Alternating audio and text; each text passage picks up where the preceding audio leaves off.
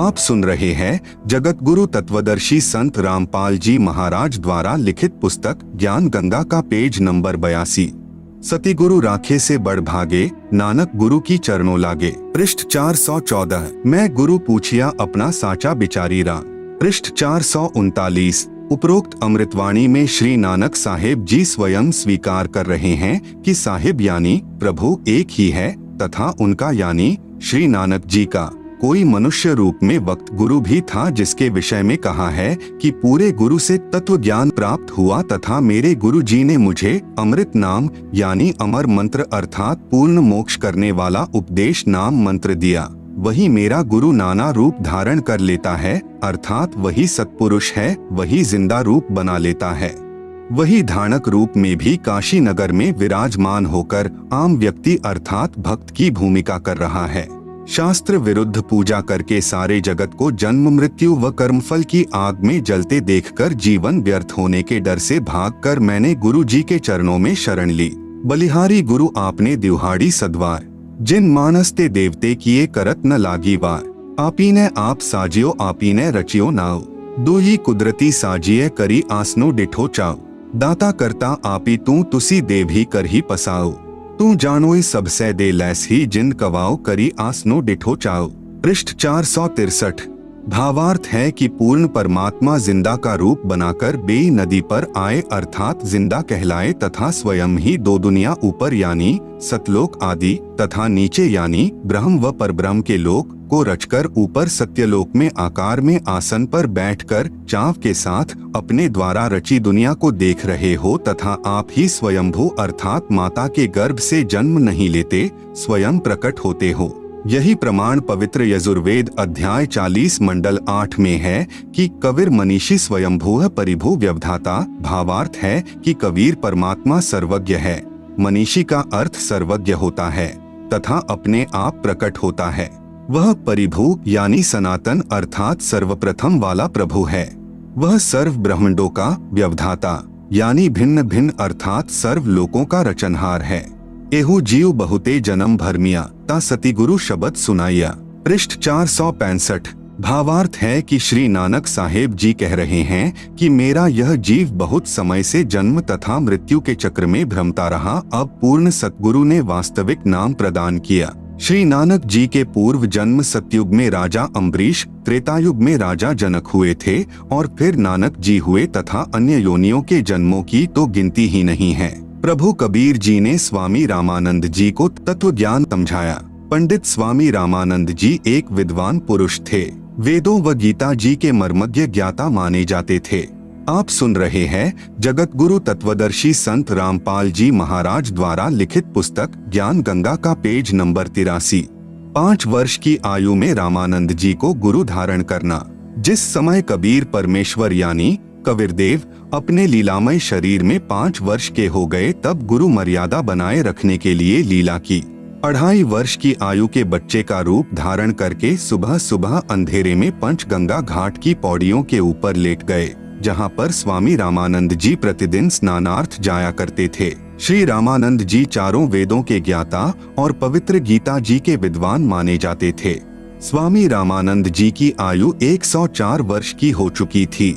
काशी में जो पाखंड पूजा दूसरे पंडितों ने चला रखी थी वह बंद करवा दी थी। रामानंद जी शास्त्र अनुकूल साधना बताया करते थे और पूरी काशी में अपने 52 दरबार लगाया करते थे। रामानंद जी पवित्र गीता जी व पवित्र वेदों के आधार पर विधिवत साधना बताते थे। ओम नाम का जाप उपदेश देते थे। उस दिन भी जब स्नान करने के लिए पंचगंगा घाट पर गए तो पौड़ियों पर कबीर साहेब लेटे हुए थे। सुबह ब्रह्म मुहूर्त के अंधेरे में स्वामी रामानंद जी को कबीर साहेब दिखाई नहीं दिए। कबीर साहेब के सिर में रामानंद जी के पैर की खड़ाऊ लग गई। कबीरदेव ने जैसे बालक रोते हैं ऐसे रोना शुरू कर दिया। रामानंद जी तेजी से झुके और देखा कि कहीं बालक को चोट तो नहीं लग गई तथा प्यार से उठाया। उसी समय रामानंद जी के गले की कंठी यानी माला निकलकर परमेश्वर कबीरदेव के गले में डल गई। रामानंद जी ने कहा कि बेटा राम राम बोलो, राम के नाम से दुख दूर हो जाते हैं। पुत्र राम राम बोलो। कबीर साहेब के सिर पर हाथ रखा। शिशु रूप में कबीर साहेब चुप हो गए। फिर रामानंद जी स्नान करने लग गए और सोचा कि बच्चे को आश्रम में ले चलूंगा, जिसका होगा उसके पास भिजवा दूंगा। रामानंद जी ने स्नान करके देखा तो बच्चा वहाँ पर नहीं है। कबीर साहब वहाँ से अंतर्ध्यान हुए और अपनी झोपड़ी में आ गए। रामानंद जी ने सोचा कि बच्चा था चला गया होगा, अब उसको कहाँ ढूंढूं? कबीर प्रभु द्वारा स्वामी रामानंद जी के आश्रम में 2 रूप धारण करना। एक दिन स्वामी रामानंद जी का कोई शिष्य कहीं पर सत्संग कर रहा था। कबीर साहब वहाँ पर चले गए। वह ऋषि जी श्री विष्णु पुराण की कथा सुना रहा था। वह कह रहा था कि भगवान विष्णु जी सारी सृष्टि के रचनहार हैं, यही पालन करता हैं, यही राम और कृष्ण रूप में अवतार आने वाली परम शक्ति हैं, अजन्मा हैं। श्री विष्णु जी के कोई माता पिता नहीं हैं। कबीरेश्वर ने यह सारी चर्चा सुनी। सत्संग के उपरांत कबीर परमेश्वर ने कहा, ऋषि जी क्या मैं एक प्रश्न पूछ सकता हूँ? ऋषि जी ने कहा कि हाँ बेटा पूछो। वहाँ सैकड़ों की संख्या में भक्तजन उपस्थित थे। कबीरदेव ने कहा कि आप विष्णु पुराण से सत्संग सुना रहे थे कि श्री विष्णु जी परम शक्ति है, इन्हीं से ब्रह्मा और शिव की उत्पत्ति हुई है। ऋषि जी ने कहा कि मैं जो सुनाता हूँ विष्णु पुराण में ऐसा ही लिखा हुआ है। आप सुन रहे हैं जगत गुरु तत्वदर्शी संत रामपाल जी महाराज द्वारा लिखित पुस्तक ज्ञान गंगा का पेज नंबर 84। कबीर साहेब ने कहा कि ऋषि जी मैंने तो आपसे संशय निवारण के लिए प्रार्थना की है, आप क्षुब्ध मत होइए। एक दिन मैंने शिव पुराण सुना था। उसमें वह महापुरुष सुना रहे थे कि भगवान शिव से विष्णु और ब्रह्मा की उत्पत्ति हुई। प्रमाण पवित्र शिव पुराण रुद्र संहिता अध्याय 6 तथा 7 में, गीता प्रेस गोरखपुर से प्रकाशित देवी भागवत के 3 स्कंद में लिखा है कि देवी इन तीनों ब्रह्मा विष्णु शिव की माँ है। ये तीनों नाशवान हैं, अविनाशी नहीं हैं। ऋषि जी निरुत्तर हो गए। क्रोधित होकर बोला, तू कौन है, किसका पुत्र है? कबीर साहेब से पहले ही दूसरे भक्तजन कहने लगे कि यह तो नीरू जुलाहे का पुत्र है। स्वामी रामानंद जी का शिष्य कहने लगा कि तूने गले में कंठी कैसे डाल रखी है? वैष्णव साधु तुलसी की एक मणिये की माला गले में डालते हैं, उससे यह प्रमाणित होता है कि इन्होंने वैष्णव परंपरा से उपदेश ले रखा है। तेरा गुरुदेव कौन है? कबीर साहेब ने कहा कि मेरे गुरुदेव वही हैं जो आपके गुरुदेव हैं। वह ऋषि बहुत क्रोधित हो गया तथा बोला कि रे नादान, तू अछूत जुलाहे का बच्चा और मेरे गुरुदेव को अपना गुरुदेव बताता है। मेरे गुरुदेव का पता है कौन है? श्री श्री 1008 पंडित रामानंद जी आचार्य। तू जुलाहे का बालक, वे तो तेरे जैसे अछूतों के दर्शन भी नहीं करते और तू कह रहा है कि मैंने उनसे नाम लिया है। देख लो भाई भक्तजनों, यह झूठा कपटी है। अभी गुरुदेव के पास जाऊंगा और उनको तेरी सारी कहानी बताऊंगा। तू छोटी जाति का बच्चा हमारे गुरुदेव की बेइज्जती करता है। कविरग्नि बोले कि ठीक है, गुरुदेव जी को बताओ। उस ऋषि ने जाकर श्री रामानंद जी को बताया कि गुरुदेव एक जुलाहे जाति का लड़का है, उसने तो हमारी नाक काट दी। वह कहता है कि स्वामी रामानंद जी मेरे गुरुदेव है। हे भगवान, हमारा तो बाहर निकलना दुभर हो गया। स्वामी रामानंद जी बोले कि कल सुबह उसको बुला कर लाओ, कल देखना तुम्हारे सामने मैं उसको कितना दंड दूंगा। स्वामी रामानंद जी के मन की बात बताना। अगले दिन सुबह सुबह कबीर साहेब को 10 नादान व्यक्तियों ने पकड़कर श्री रामानंद जी के सामने उपस्थित कर दिया। रामानंद जी ने यह दिखाने के लिए कि मैं कभी छोटी जाति वालों के दर्शन भी नहीं करता, यह झूठ बोल रहा था कि इसने मेरे से दीक्षा ली है, आगे पर्दा लगा लिया। रामानंद जी ने पर्दे के पीछे से पूछा कि तू कौन है और तेरी क्या जाति है, तेरा कौन सा पंथ है, अर्थात किस परमात्मा की पूजा करता है।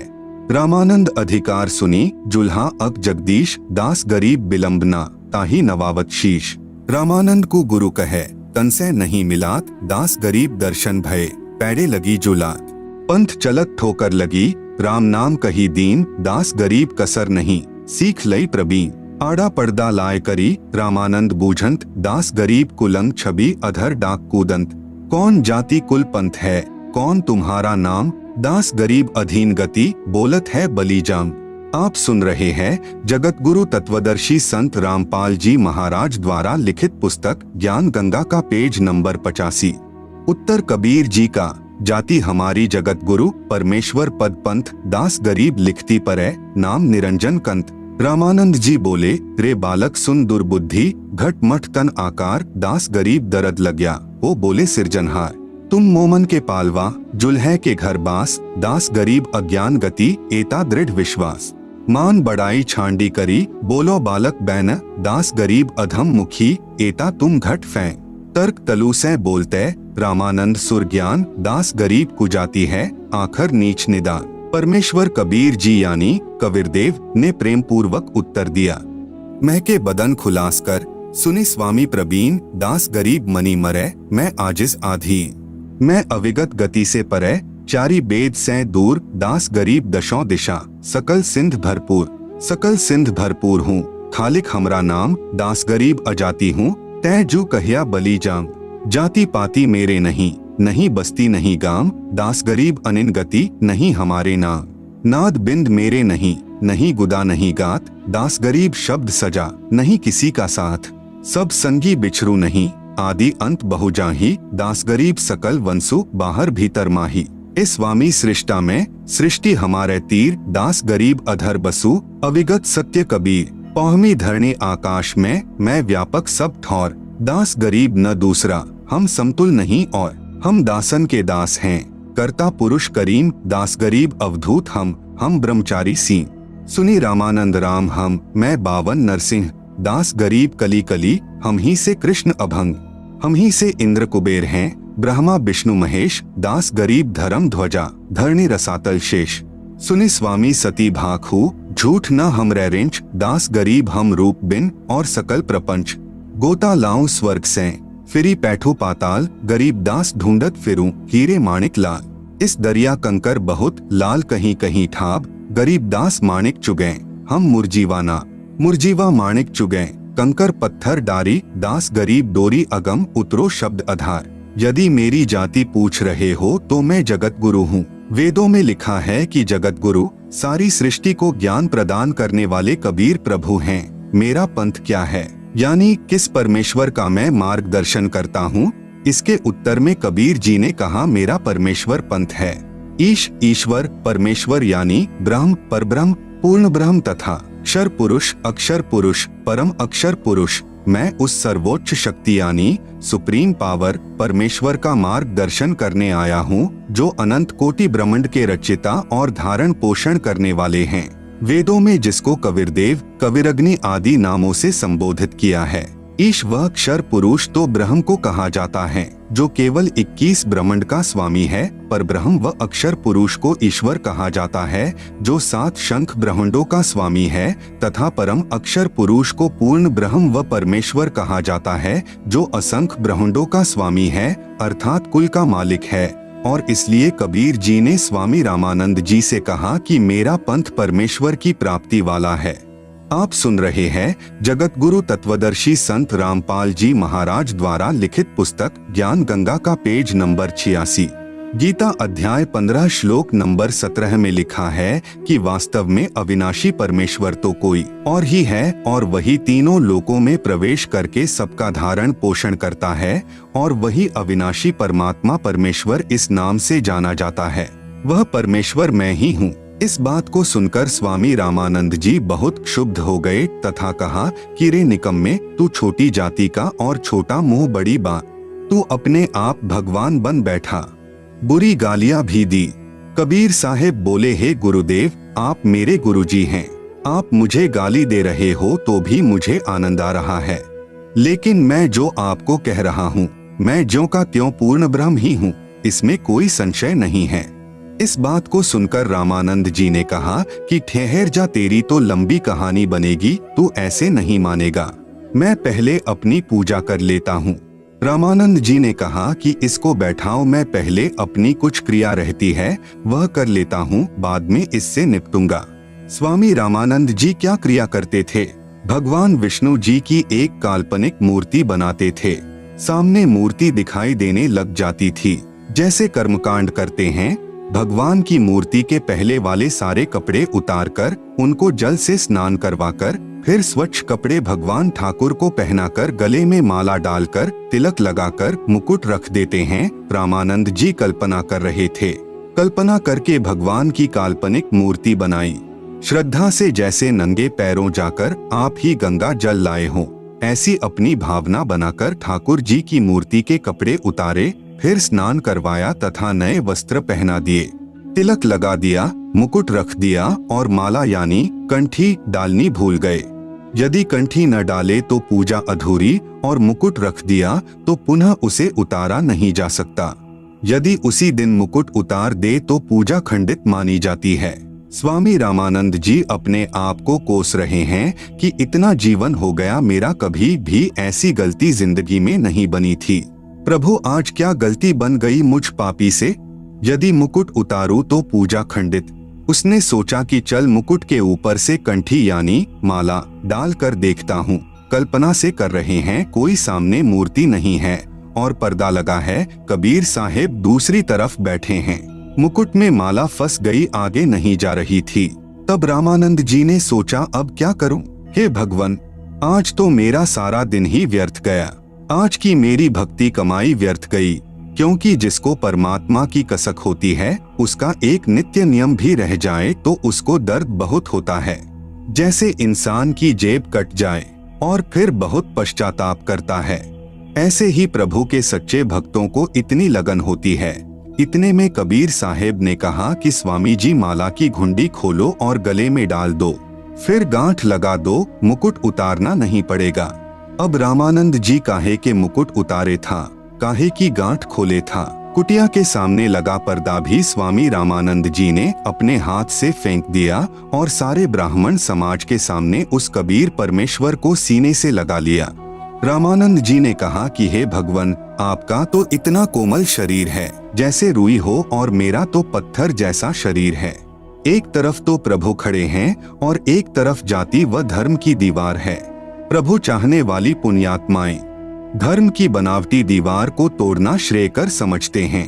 आप सुन रहे हैं जगत गुरु तत्वदर्शी संत रामपाल जी महाराज द्वारा लिखित पुस्तक ज्ञान गंगा का पेज नंबर 87। वैसा ही स्वामी रामानंद जी ने किया।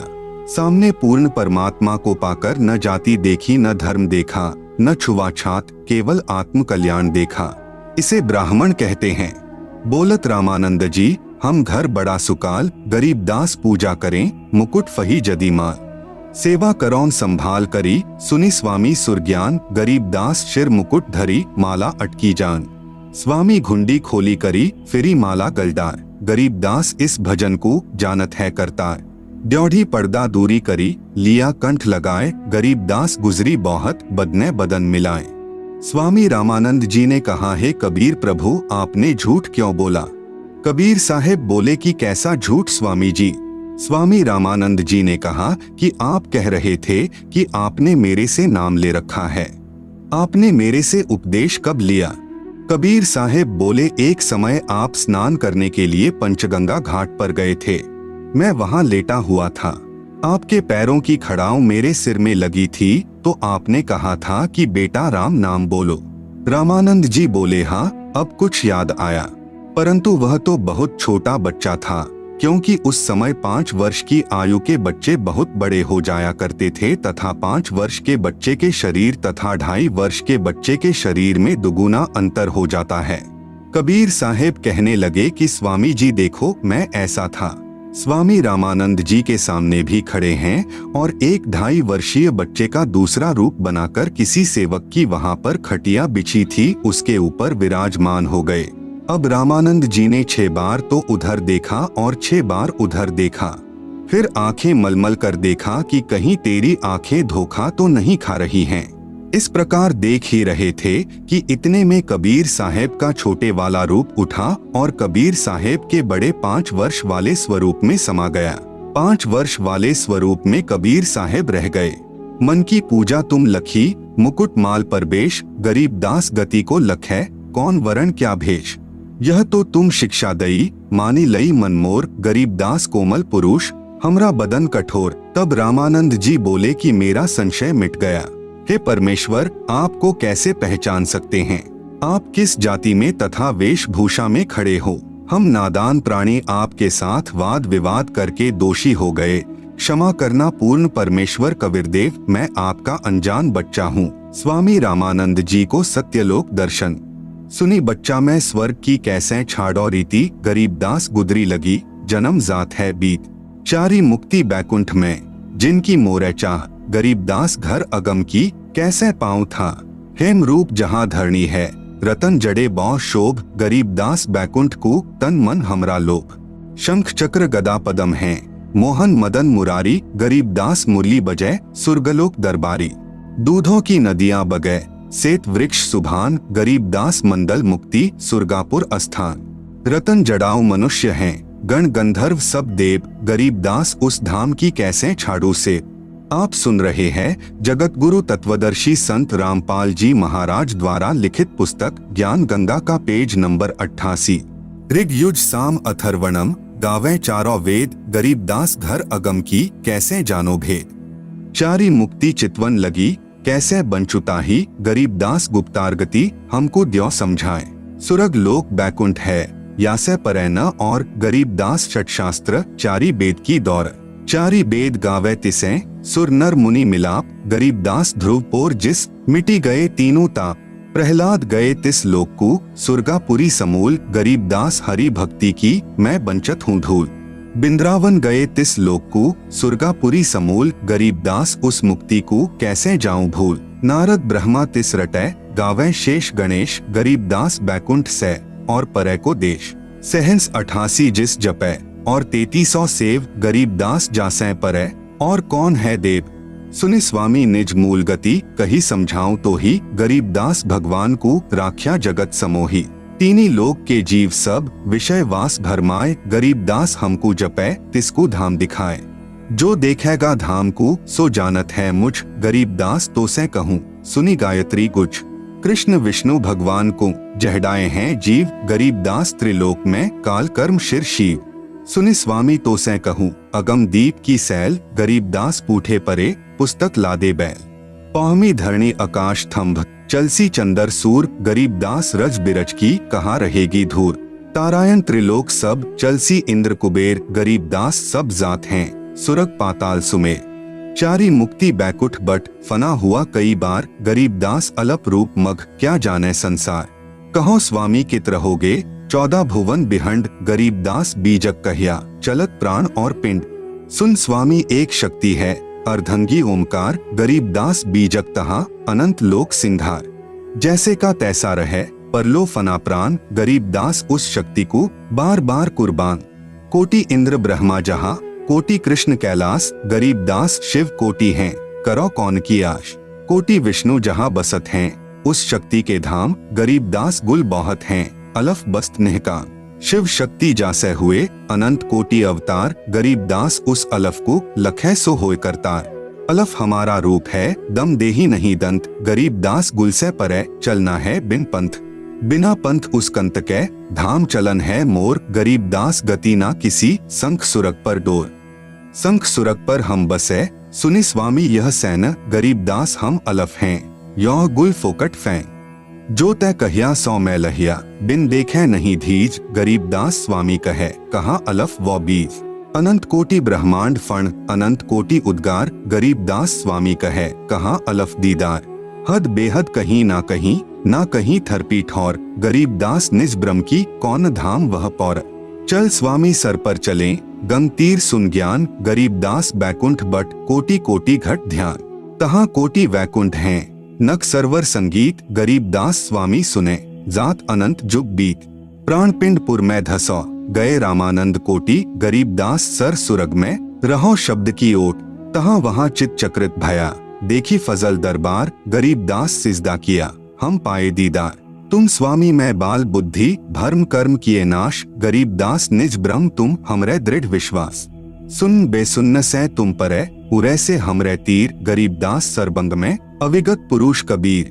कोटि कोटि सिजदे करें कोटि कोटि प्रणाम, गरीबदास अनहद अधर हम पर सैन तुम धाम। सुनि स्वामी एक गलगुज तिल तारी पलजोरी, गरीबदास सर गगन में सूरज अनंत करोरी। आप सुन रहे हैं जगत गुरु तत्वदर्शी संत रामपाल जी महाराज द्वारा लिखित पुस्तक ज्ञान गंगा का पेज नंबर 89। शहर अमान अनंतपुर, रिमझिम होय, गरीबदास उस नगर का मरम न जाने कोय। सुनि स्वामी कैसे लखो, कही समझाऊं तो ही, गरीबदास बिन पर उड़े तन मन शीश न होय। रवनपुरी एक चक्र है, तहाँ धनंजय बाय, गरीबदास जीते जन्म याकू लेत समाये। आसन पदम लगाए कर भिरंग नाद को खैंची, गरीबदास अचवन करे देवदत्त को ऐची। काली ऊन कुलीन रंग जाके 2 फुन धार, गरीबदास कुरम्भ शिर तास करे उद्गार। चिश्मे लाल गुलाल रंग तीनी गिरह नभ पेंच, गरीबदास वह नागनी को होने न देवे रेच। कुंभक रेचक सब करे ऊन करत उद्गार, गरीबदास उस नागनी को जीते कोई खिलार। कुंभ भरे रेचक करे फिर टूटत है पौन, गरीबदास गगन मंडल नहीं होत है रौन। आगे घाटी बंद है इंगला पिंगला दोय, गरीबदास सुषमन खुले तास मिलावा होय। ज्यों का त्यों ही बैठी रहो तजी आसन सब जोग, गरीबदास पल बीच पद सर्व सैल सब भोग। कोटि कोटि बैकुंठ हैं कोटि कोटि शिव शेष, गरीबदास उस धाम में ब्रह्मा कोटि नरेश। अवादान अमानपुर चली स्वामी तहाँ चाल, गरीबदास परलो अनंत बौहरी न झम्पै काल। अमर चीर तहाँ पहरी है अमर हंस सुख धाम, गरीबदास भोजन अजर चल स्वामी निजधाम। बोलत रामानंद जी सुन कबीर करतार, गरीबदास सब रूप में तुम ही बोलनहार। तुम साहिब तुम संत हो तुम सतगुरु तुम हंस, गरीबदास तुम रूप बिन और न दूजा अंश। मैं भक्ता मुक्ता भया किया कर्म कुंद नाश, गरीबदास अविगत मिले मेटी मन की बास। दोहु ठौर है एक तू भया एक से दोय, गरीबदास हम कारणे उतरे हैं मखजोय। गोष्ठी रामानंद से काशी नगर मंझार, गरीबदास जिंद पीर के हम पाए दीदार। बोले रामानंद जी सुनो कबीर सुभान, गरीबदास मुक्ता भये उधरे पिंड अरुप्राण। कबीर साहेब यानी कबीरदेव ने स्वामी रामानंद जी से पूछा कि स्वामी जी आप क्या पूजा करते हो। स्वामी रामानंद जी ने कहा कि मैं वेदों व गीता जी के अनुसार साधना करता हूँ। कबीर साहेब ने पूछा कि वेदों व गीता के आधार से साधना करके किस लोक में जाओगे। स्वामी रामानंद जी ने कहा स्वर्ग में जाऊंगा। कबीर परमेश्वर ने पूछा स्वर्ग में क्या करोगे दाता। रामानंद जी ने कहा कि वहाँ पर बहुत प्यारे भगवान विष्णु जी हैं, उनके दर्शन किया करूंगा और वहाँ पर दूधों की नदी है, वहाँ कोई चिंता नहीं है, कोई फिक्र नहीं है, मैं वहाँ आनंद से रहूंगा। कबीर परमेश्वर ने पूछा कि स्वामी जी कितने दिन रहोगे स्वर्ग में। विद्वान पुरुष थे, उनको ज्ञान था, 2 ही मिनट में समझ गए। स्वामी जी बोले मेरी जितनी भक्ति की कमाई होगी तब तक रहूंगा। कबीर साहेब ने पूछा कि फिर कहाँ जाओगे। रामानंद जी ने कहा न जाने कर्माधार पर कहाँ तथा किस योनि में जन्म होगा। कबीर साहेब ने कहा कि यह साधना तो स्वामी जी आपने असंख्यों बार की है, इससे जीव मुक्त नहीं हो सकता। आप श्री विष्णु जी की साधना करके स्वर्ग लोक में जाना चाहते हो। जो साधक ब्रह्म साधना करके ब्रह्मलोक में जाते हैं वे भी जन्म मृत्यु के चक्र में ही रहते हैं, क्योंकि एक दिन महास्वर्ग जो ब्रह्मलोक में बना है वह भी नष्ट हो जाएगा। गीता जी के 8वें अध्याय का 16वां श्लोक बताता है। स्वामी रामानंद जी तो विद्वान पुरुष थे, उनको तो श्लोक उंगलियों पर याद थे। आप सुन रहे हैं जगत गुरु तत्वदर्शी संत रामपाल जी महाराज द्वारा लिखित पुस्तक ज्ञान गंगा का पेज नंबर 90। स्वामी रामानंद जी ने कहा आप ठीक कहते हो, ऐसा ही लिखा है।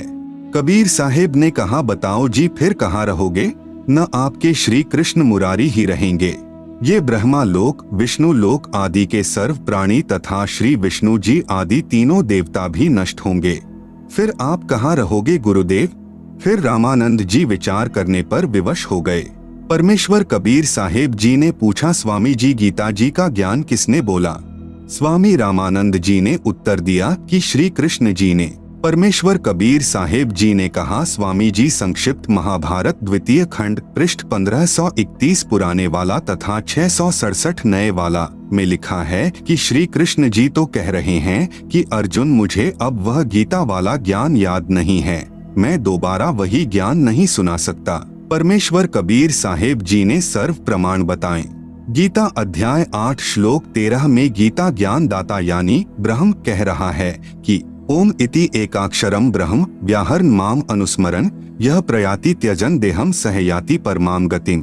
इसका शब्दार्थ है कि गीता बोलने वाला ब्रह्म अर्थात काल कह रहा है कि माम ब्रह्म यानी मुझ ब्रह्म का तो इति यानी यह ओम एकाक्षरम यानी ओम एक अक्षर है, व्याहरण यानी उच्चारण करके, अनुस्मरण यानी स्मरण करने का, यह यानी जो साधक, त्यजन देहम यानी शरीर त्यागने तक अर्थात अंतिम श्वास तक, प्रयाति यानी स्मरण साधना करता है, सह यानी वह साधक ही मेरे वाली, परमाम गतिम यानी परम गति को, याति यानी प्राप्त होता है। भावार्थ है कि श्री कृष्ण जी के शरीर में प्रेतवत प्रवेश करके ब्रह्म अर्थात हजार भुजा वाला ज्योति निरंजन काल कह रहा है कि मुझ ब्रह्म की साधना केवल एक ओम नाम से मृत्यु पर्यंत करने वाले साधक को मुझसे मिलने वाला लाभ प्राप्त होता है, अन्य कोई मंत्र मेरी भक्ति का नहीं है।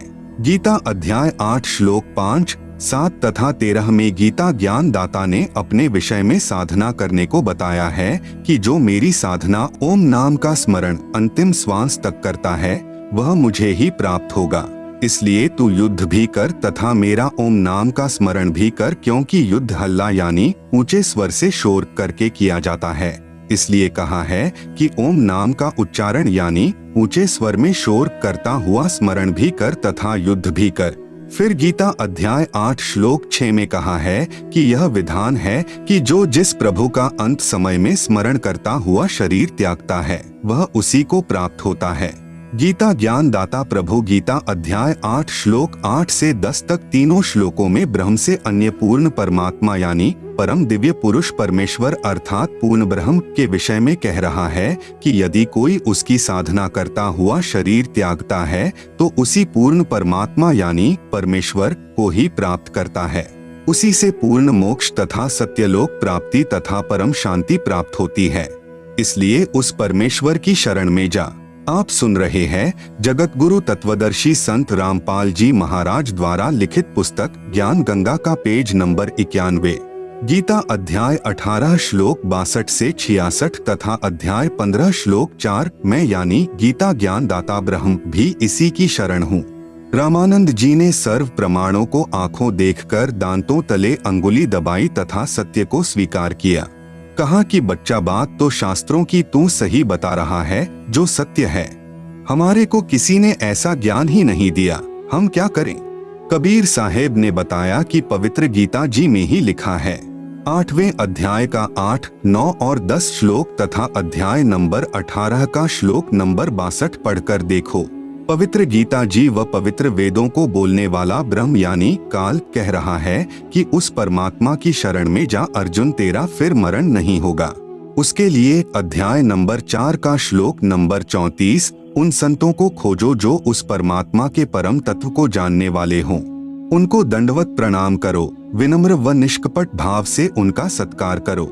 जब वे तत्वदर्शी संत प्रसन्न हो जाएं, फिर उनसे दीक्षा यानी नाम मांगो, फिर तेरा पुनर्जन्म व मरण नहीं होगा। पवित्र गीता अध्याय 15 मंत्र 1 से 4 में कहा है कि यह उल्टा लटका हुआ संसार रूपी वृक्ष है। ऊपर को मूल तो आदि पुरुष अर्थात सनातन परमात्मा है, नीचे को तीनों गुण यानी रजगुण ब्रह्मा, सतगुण विष्णु, तमगुण शिव रूपी शाखाएं हैं। इस पूर्ण संसार रूपी वृक्ष अर्थात पूर्ण सृष्टि रचना को मैं यानी ब्रह्म काल नहीं जानता। यहाँ विचार काल में अर्थात गीता जी के ज्ञान में आपको मैं पूर्ण ज्ञान नहीं दे सकता। उसके लिए किसी तत्वदर्शी संत की खोज कर। गीता अध्याय 4 मंत्र 34 फिर वह आपको सर्व सृष्टि की रचना का ज्ञान तथा सर्व प्रभुओं की स्थिति सही बताएगा। उसके पश्चात उस परमपद परमेश्वर की खोज करनी चाहिए जिसमें गए साधक का फिर जन्म मृत्यु नहीं होता अर्थात पूर्ण मोक्ष हो जाता है। जिस परमेश्वर ने संसार रूपी वृक्ष अर्थात सर्व ब्रह्मांडों की रचना की है, मैं यानी ब्रह्म काल भी उस परमेश्वर की शरण में हूँ, इसलिए उस परमेश्वर की पूजा करो। स्वामी रामानंद जी बोले कि लिखा तो ऐसा ही है बच्चा, बिल्कुल यूं ही है, लेकिन यह सतलोक न तो किसी से सुना है, जिस कारण अब मेरा मन विश्वास नहीं कर रहा है कि वह सत्य होगा। कबीर साहेब ने पूछा कि आप कैसे साधना करते हो? स्वामी रामानंद जी बोले कि मैंने सारे शरीर को साध रखा है। योग अभ्यास के साथ मैं अंदर कमलों में से गुजरकर त्रिकुटी यानी त्रिवेणी तक पहुंच जाता हूँ। कबीर साहेब बोले कि आप एक बार त्रिवेणी तक पहुँचो। जब रामानंद जी समाधिस्थ हुए, क्योंकि उनका तो प्रतिदिन का अभ्यास था, त्रिवेणी पर जाकर 3 रास्ते हो जाते हैं। प्रत्येक ब्रह्मांड में बने ब्रह्मलोक में प्रवेश करते ही 3 रास्ते हो जाते हैं। इसी प्रकार 20 ब्रह्मांडों के पार 21वें ब्रह्मांड में भी यही व्यवस्था है। एक रास्ता सामने ब्रह्मलोक में बने 3 गुप्त स्थानों को जाता है, जहाँ पर ज्योति निरंजन 3 रूप बनाकर रहता है। सामने का ब्रह्मरंध्र तुम्हारे इस नाम से नहीं खुलेगा, यह ब्रह्मरंध्र भी सतनाम से खुलेगा। कबीर साहेब ने श्वास के द्वारा अपना सतनाम उच्चारण किया, सामने का द्वार खुल गया। कबीर साहेब ने कहा कि अब आपको काल भगवान दिखाता हूँ, जिसको आप निराकार कहते हो, जो गीता में कहता है कि मैं सबको खाऊंगा। आप सुन रहे हैं जगत गुरु तत्वदर्शी संत रामपाल जी महाराज द्वारा लिखित पुस्तक ज्ञान गंगा का पेज नंबर 92। अर्जुन, मैं कभी किसी को दर्शन नहीं देता, मैं कभी किसी के सामने प्रत्यक्ष नहीं होता। कबीर साहेब ने कहा कि अब आपके समक्ष उस काल को दिखाता हूँ। पहले तो एक ब्रह्मांड में बने ब्रह्मलोक में गुप्त स्थानों पर दिखाया, ब्रह्मा विष्णु व शिव रूप धारण किए था। फिर ब्रह्मलोक को पार करने के द्वार से निकलकर 21वें ब्रह्मांड में ले गए। ब्रह्मलोक से आगे जाने वाले रास्ते को भी, जो जटा कुंडली सरोवर के ऊपर है, अपनी नजरों में रखता है कि कोई निकल न जाए। 21 ब्रह्मांड का जो अंतिम लोक आता है, वह काल ब्रह्म यानी शर पुरुष का अपना स्थान है। वहाँ पर वह उसी भयंकर रूप में बैठा है जो इसका वास्तविक रूप है। कबीर साहेब ने कहा कि देखो, वह बैठा तुम्हारा निराकार भगवान, जिसको तुम निराकार कहते हो, क्योंकि योगियों ने वेदों के आधार पर ओम नाम से साधनाएं की, परमात्मा तो मिला नहीं, सिद्धियां आ गई, स्वर्ग चले गए, महास्वर्ग गए, फिर पशु बन गए। इसलिए प्रभु को सभी ने निराकार मान रखा है कि वह दिखाई नहीं देता, और वेदों में लिखा है कि भगवान आकार में है। जब काल के पास पहुँचे तो साहेब ने अपना सारनाम के साथ सतनाम उच्चारण किया। उसी समय काल का सिर नीचे झुक गया। काल के सिर के ऊपर वह द्वार है जहाँ से सतलोक जाया जाता है तथा परब्रह्म के लोक में प्रवेश होते हैं। उसके बाद एक भंवर गुफा शुरू होती है। एक भंवर गुफा काल के लोक में भी है। काल के सिर पर पैर रखकर कबीर जी के हंस यानी निर्विकारी साधक ऊपर जाते हैं। यह काल उसकी पौड़ी का काम करता है। परब्रह्म के लोक को पार करके कबीर साहेब श्री रामानंद जी की आत्मा को सतलोक ले गए। वहाँ पर भी एक भंवर गुफा है। सतलोक में जाकर श्री रामानंद जी ने देखा कि कबीर साहिब यानी कबीरदेव अपने वास्तविक रूप में बैठे हैं।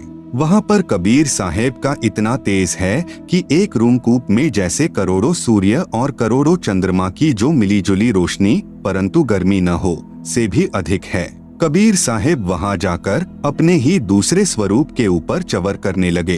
श्री रामानंद जी ने सोचा कि भगवान तो यह है जो सिंहासन पर विराजमान है और यह कबीर यहाँ का कोई सेवक यानी गण होगा, परंतु लोक सबसे न्यारा है, परमात्मा का बहुत तेज है, ऐसा सोच ही रहे थे। इतने में परमात्मा का तेजोमय रूप सिंहासन से उठा और 5 वर्षीय बच्चे के रूप में परमेश्वर कबीर जी तख्त पर विराजमान हो गए। परमेश्वर का जो वास्तविक तेजोमय रूप नजर आ रहा था, वह बालक रूप कबीर साहेब पर चवर करने लगा। उसके बाद कबीर साहेब का दूसरा तेजोमय रूप बालक वाले रूप कबीर साहेब में समा गया और अकेले 5 वर्षीय बच्चे के रूप में कबीर परमेश्वर तख्त पर विराजमान थे। चवर स्वयं चल रहा था। इतने में रामानंद जी की आत्मा को वापस शरीर में भेज दिया। उनकी समाधि टूटी। सामने देखा कबीर साहेब 5 वर्ष के बच्चे के शरीर में बैठे हैं। तब स्वामी रामानंद जी ने कहा कि तहाँ वहाँ चित चक्रित भया, देखी फजल दरबार, गरीबदास सिजदा किया, हम पाए दीदार। आप सुन रहे हैं जगत गुरु तत्वदर्शी संत रामपाल जी महाराज द्वारा लिखित पुस्तक ज्ञान गंगा का पेज नंबर 93। तुम स्वामी मैं बाल बुद्धि भर्म कर्म किए नाश, गरीबदास निज ब्रह्म तुम हमरे दृढ़ विश्वास। सुन बेसुन्न से तुम परै उरै से हमरे तीर, गरीबदास सरबंग में अविगत पुरुष कबीर। कोटि कोटि सिजदे करें, कोटि कोटि प्रणाम, गरीबदास अनहद अधर हम पर सैं तुम धाम। बोलत रामानंद जी सुन कबीर करतार, गरीबदास सब रूप में तुम ही बोलनहार। तुम साहिब तुम संत हो, तुम सतगुरु तुम हंस, गरीबदास तुम रूप बिन और न दूजा अंस।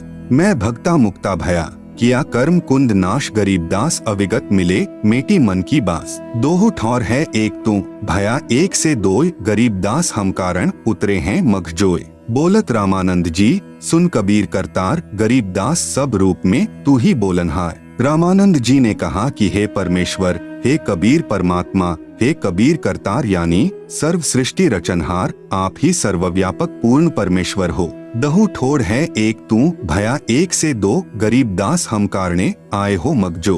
हे परमेश्वर कबीर, आप दोनों जगह सत्यलोक में तथा मेरे समक्ष आप ही हो और एक से दो रूप बनाकर हम तुच्छ जीवों के लिए यहाँ पर आए हो। मैं भक्ता मुक्ता भया कर्म कुंद भय नाश गरीबदास अविगत मिले मिट गई मन की बास। रामानंद जी 104 वर्षीय महापुरुष और 5 वर्षीय बच्चे कबीर परमेश्वर को कह रहे हैं कि मैं आपका दास मुक्त हो गया और मेरे मन की भ्रमणा भटकना समाप्त हो गई। मुझे परमात्मा के वास्तविक स्वरूप का दर्शन हो गया। हे पूर्ण परमात्मा कबीर साहेब यानी कबीरदेव, चारों पवित्र वेद व पवित्र गीता जी आप ही का गुणगान कर रहे हैं। स्वयं कबीरदेव यानी कबीर परमेश्वर ने भी कहा है कि वेद हमारा भेद है, मैं ना बेदन के माही, जिस वेद से मैं मिलूं वेद जानते नहीं। भावार्थ है कि चारों पवित्र वेदों में ज्ञान पूर्ण परमात्मा का ही है, परंतु पूजा की विधि केवल ब्रह्म यानी ज्योति निरंजन तक की ही है। परमेश्वर कबीर यानी कबीरदेव की पूजा विधि के ज्ञान व तत्व ज्ञान के लिए पवित्र वेदों तथा पवित्र गीता जी में कहा है कि उसे तो कोई तत्वदर्शी संत ही बता सकता है जो स्वयं ही परमेश्वर होता है या कोई उसका भेजा हुआ वास्तविक प्रतिनिधि होता है। उससे उपदेश प्राप्त करके पूर्ण मोक्ष व परम शांति प्राप्त होती है। आप सुन रहे हैं जगत गुरु तत्वदर्शी संत रामपाल जी महाराज द्वारा लिखित पुस्तक ज्ञान गंगा का पेज नंबर 94। पवित्र शास्त्र भी कबीरदेव यानी कबीर परमेश्वर के साक्षी। इसी प्रकार कबीरदेव यानी कबीर परमेश्वर ने मुसलमानों को बुरा नहीं कहा है, न ही पवित्र कुरान शरीफ को गलत कहा है।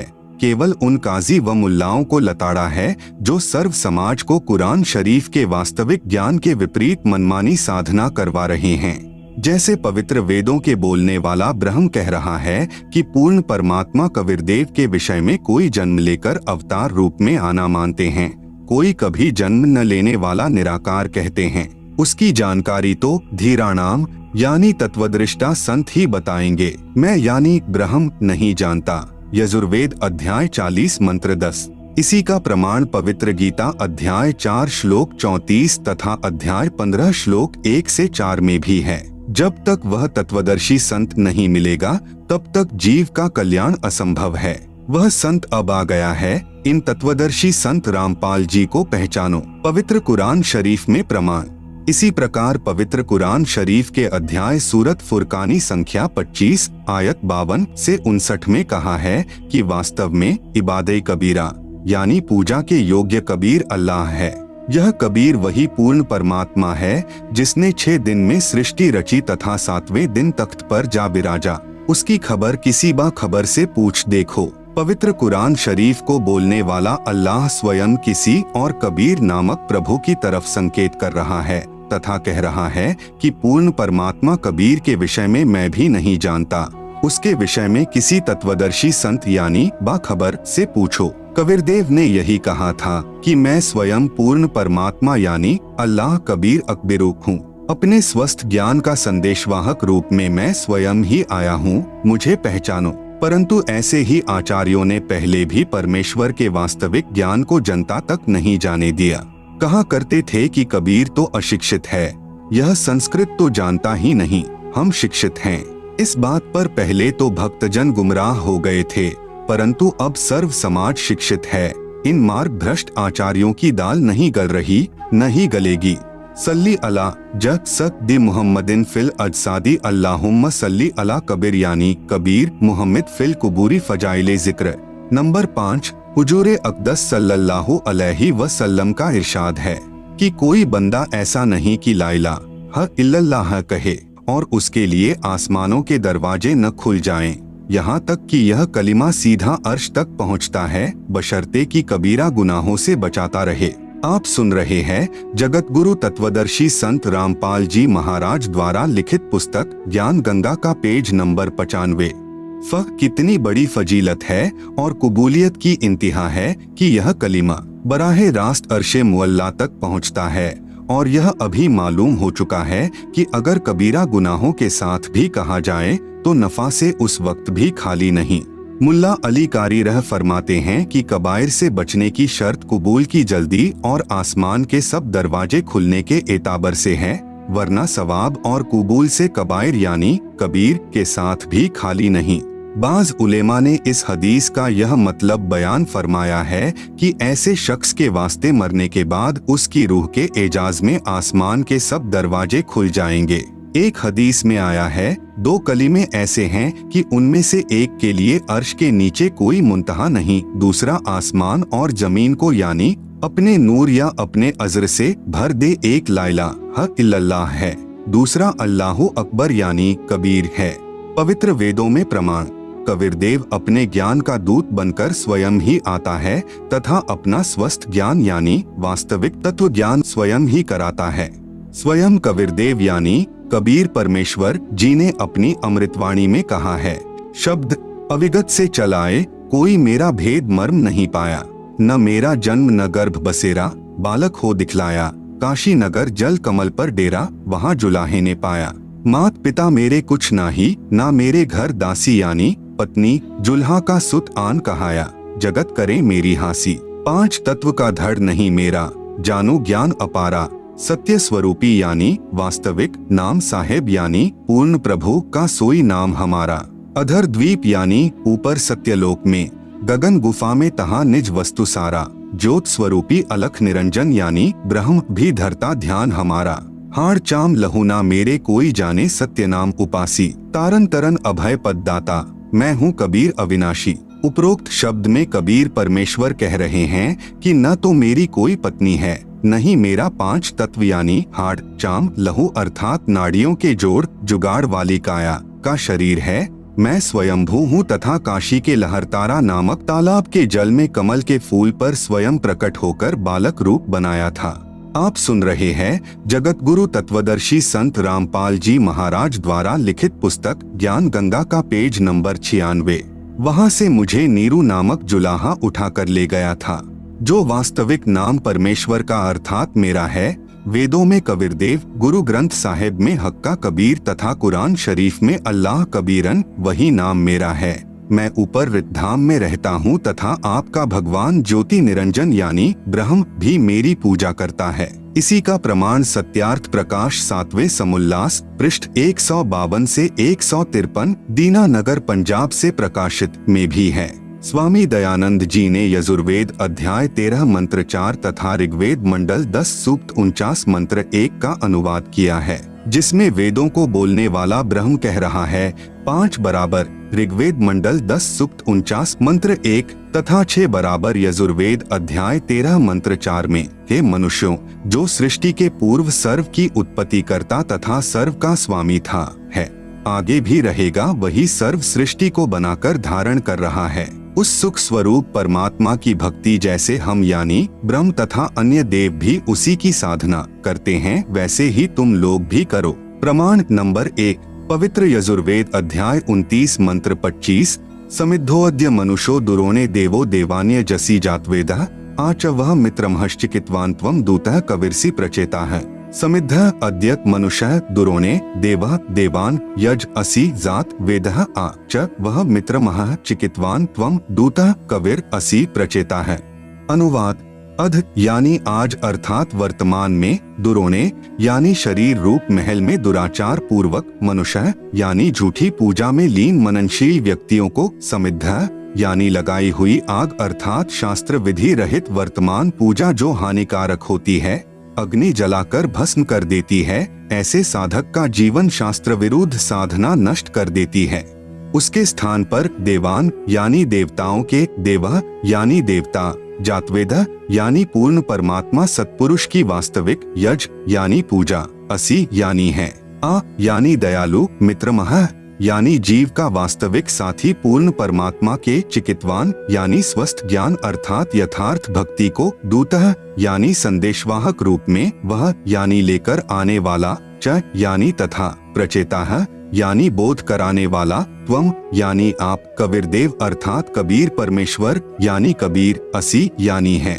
भावार्थ, जिस समय भक्त समाज को शास्त्र विधि त्याग कर मनमाना आचरण यानी पूजा कराया जा रहा होता है, उस समय कबीरदेव यानी कबीर परमेश्वर तत्व ज्ञान को प्रकट करता है। प्रमाण नंबर 2, पवित्र सामवेद संख्या 1400 में संख्या नंबर 359, सामवेद अध्याय नंबर 4 के खंड नंबर 25 का श्लोक नंबर 8, पुरम भिन्दुर्युवा कविर्मितौजा अजायत, इंद्रो विश्वस्य कर्मणो धर्ता वज्री पुरुषतुतः। पुराम भिन्दुः युवा कविर अमित औजा अजायत, इंद्र विश्वस्य कर्मणः धर्ता वज्री पुरुषतुतः। आप सुन रहे हैं जगत गुरु तत्वदर्शी संत रामपाल जी महाराज द्वारा लिखित पुस्तक ज्ञान गंगा का पेज नंबर 97। शब्दार्थ, युवा यानी पूर्ण समर्थ, कबीर यानी कबीरदेव अर्थात कबीर परमेश्वर, अमितौजा यानी विशाल शक्ति युक्त अर्थात सर्वशक्तिमान है, अजायत यानी तेजपुंज का शरीर मायावयी बनाकर, धरता यानी प्रकट होकर अर्थात अवतार धार कर, वज्री यानी अपने सत्य शब्द व सत्य नाम रूपी शस्त्र से, पुराम यानी काल ब्रह्म के पाप रूपी बंधन रूपी कीले को, भिन्दुः यानी तोड़ने वाला, टुकड़े टुकड़े करने वाला, इंद्र यानी सर्व सुखदायक परमेश्वर, विश्वस्य यानी सर्व जगत के सर्व प्राणियों को, कर्मण है यानी मनसा वाचा कर्मणा अर्थात पूर्ण निष्ठा के साथ अनन्य मन से धार्मिक कर्मों द्वारा सत्य भक्ति से, पुरुषतुतः यानी स्तुति उपासना करने योग्य है। जैसे बच्चा तथा वृद्ध सर्व कार्य करने में समर्थ नहीं होते, जवान व्यक्ति सर्व कार्य करने की क्षमता रखता है, ऐसे ही परब्रह्म ब्रह्म व त्रिलोकीय ब्रह्मा विष्णु शिव तथा अन्य देवी देवताओं को बच्चे तथा वृद्ध समझो, इसलिए कबीर परमेश्वर को युवा की उपमा वेद में दी है। भावार्थ, जो कबीरदेव यानी कबीर परमेश्वर तत्व ज्ञान लेकर संसार में आता है, वह सर्वशक्तिमान है तथा काल यानी ब्रह्म के कर्म रूपी किले को तोड़ने वाला है, वह सर्व सुखदाता है तथा सर्व के पूजा करने योग्य है। संख्या नंबर 1400 सामवेद उतार्चिक अध्याय नंबर 12 खंड नंबर 3 श्लोक नंबर 5। भद्रा वस्त्रा समन्यावसानो महान कविर्निवचनानि शंसन, अवच्यस्व चंबोह पूयमानो विचक्षणो जागृविर्देवीत। भद्रा वस्त्रा समन्या वसनः महान कविर्निवचनानि शंसन, आवच्यस्व चंबोह पूयमानः विचक्षणः जागृव्यः देववीत। अनुवाद, विचक्षण यानी चतुर व्यक्तियों ने, आवच्यस्व यानी अपने वचनों द्वारा पूर्ण ब्रह्म की पूजा को न बताकर आन उपासना का मार्गदर्शन करके अमृत के स्थान पर, पूयमानः यानी आन उपासना जैसे भूत प्रेत पूजा, पितर पूजा, तीनों गुणों यानी रजगुण ब्रह्मा, सतगुण विष्णु, तमगुण शिव शंकर तथा ब्रह्म काल तक की पूजा रूपी मवाद को, चंबोह यानी आदर के साथ आचमन करा रहे गलत ज्ञान को, भद्रा यानी परम सुखदायक महान कबीर यानी पूर्ण परमात्मा कबीर, वस्त्रा यानी सशरीर साधारण वेशभूषा में अर्थात वस्त्र का अर्थ है वेशभूषा, संत भाषा में इसे चोला भी कहते हैं। चोला का अर्थ है शरीर। यदि किसी संत का देहांत हो जाता है तो कहते हैं कि चोला छोड़ गए समन्या, यानी अपने सत्यलोक वाले शरीर के सदृश अन्य शरीर तेजपुंज का धार कर, वसानह यानी आम व्यक्ति की तरह जीवन जी कर कुछ दिन संसार में रहकर, निवचनानी यानी अपनी शब्दावली आदि के माध्यम से सत्य ज्ञान, शंसन यानी वर्णन करके, देव यानी पूर्ण परमात्मा के, वीतो यानी छिपे हुए सरगुण निर्गुण ज्ञान को, जागृव्यः यानी जागृत करते हैं। भावार्थ, शास्त्र विधि विरुद्ध साधना रूपी मवाद अर्थात घातक साधना पर आधारित भक्त समाज को कबीरदेव यानी कबीर परमेश्वर तत्व ज्ञान समझाने के लिए यहाँ संसार में प्रकट होता है। उस समय अपने तेजोमय शरीर पर अन्य शरीर रूपी वस्त्र यानी हल्के तेज का पहन कर आता है, क्योंकि परमेश्वर के वास्तविक तेजोमय शरीर को चर्म दृष्टि से नहीं देखा जा सकता। कुछ दिन आम व्यक्ति जैसा जीवन जीकर लीला करता है तथा परमेश्वर को यानी अपने को पाने वाले ज्ञान को उजागर करता है। आप सुन रहे हैं जगत गुरु तत्वदर्शी संत रामपाल जी महाराज द्वारा लिखित पुस्तक ज्ञान गंगा का पेज नंबर 98। ऋग्वेद मंडल 9 सूक्त 96 मंत्र 17। शिशुम जज्ञानम हर्यतम मृजंती शुंभंती वहनी मरुतो गणे कविर्गिभ्यः काव्येना कवियः संत सोमः पवित्रमत्येति रेभन। शिशुम जज्ञानम हर्यतम मृजंती शुंभंती वहिन मरुतः गणेन कविर्गीर भी काव्येना कविर संत सोमः पवित्रम अत्येति रेभन। अनुवाद। पूर्ण परमात्मा हर्य शिशुम यानी विलक्षण मनुष्य के बच्चे के रूप में जज्ञानम यानी जानबूझकर प्रकट होता है तथा अपने तत्व ज्ञान को तम यानी उस समय मृजंती यानी निर्मलता के साथ, शुंभंती यानी उच्चारण करता है, वहनीय यानी प्रभु प्राप्ति की लगी विरह अग्नि वाले, मरुतः यानी भक्त, गणेन यानी समूह के लिए, काव्येना यानी कविताओं द्वारा कवित्व से, पवित्रम अत्येति यानी अत्यधिक वाणी निर्मलता के साथ, कबीर गीर भी यानी कबीर वाणी अर्थात कबीर वाणी द्वारा, रेभन यानी ऊंचे स्वर से संबोधन करके बोलता है, कबीर संत सोमः यानी वह अमर पुरुष अर्थात सत्पुरुष ही संत अर्थात ऋषि रूप में स्वयं कबीरदेव ही होता है। परंतु उस परमात्मा को न पहचानकर कवि कहने लग जाते हैं, परंतु वह पूर्ण परमात्मा ही होता है। उसका वास्तविक नाम कबीरदेव है। भावार्थ। ऋग्वेद मंडल नंबर 9 सूक्त नंबर 96 मंत्र 16 में कहा है कि आओ पूर्ण परमात्मा के वास्तविक नाम को जाने। इस मंत्र 17 में उस परमात्मा का नाम व परिपूर्ण परिचय दिया है। वेद बोलने वाला ब्रह्म कह रहा है कि पूर्ण परमात्मा विलक्षण मनुष्य के बच्चे के रूप में प्रकट होकर कबीरदेव अपने वास्तविक ज्ञान को अपनी कबीर वाणी के द्वारा निर्मल ज्ञान अपने हंसात्माओं अर्थात पुण्यात्मा अनुयायियों को कविताओं लोकोक्तियों के द्वारा संबोधन करके अर्थात उच्चारण करके वर्णन करता है। इस तत्व ज्ञान के अभाव से उस समय प्रकट परमात्मा को न पहचान कर केवल ऋषि व संत या कवि मान लेते हैं। वह परमात्मा स्वयं भी कहता है कि मैं पूर्ण ब्रह्म हूँ, परंतु लोक वेद के आधार से परमात्मा को निराकार माने हुए प्रजाजन नहीं पहचानते। जैसे गरीबदास जी महाराज ने काशी में प्रकट परमात्मा को पहचानकर उनकी महिमा कही तथा उस परमेश्वर द्वारा अपनी महिमा बताई थी, उसका यथावत वर्णन अपनी वाणी में किया। गरीब जाति हमारी जगत गुरु परमेश्वर है पंथ, दास गरीब लिख पड़े नाम निरंजन कंत। गरीब हम ही अलख अल्लाह है, कुतुब गोस और पीर, गरीब दास खालिक धनी हमरा नाम कबीर। गरीब ऐ स्वामी सृष्टा में, सृष्टि हमरे तीर, दास गरीब अधर बसु अविगत सत कबीर। इतना स्पष्ट करने पर भी उसे कवि या संत, भक्त या जुलाहा कहते हैं, परंतु वह पूर्ण परमात्मा ही होता है। उसका वास्तविक नाम कबीरदेव है। वह स्वयं सत्पुरुष कबीर ही ऋषि या संत रूप में होता है, परंतु तत्व ज्ञानहीन ऋषियों व संतों गुरुओं के अज्ञान सिद्धांत के आधार पर आधारित प्रजा उस समय अतिथि रूप में प्रकट परमात्मा को नहीं पहचानते, क्योंकि उन अज्ञानी ऋषियों संतों व गुरुओं में परमात्मा को निराकार बताया होता है।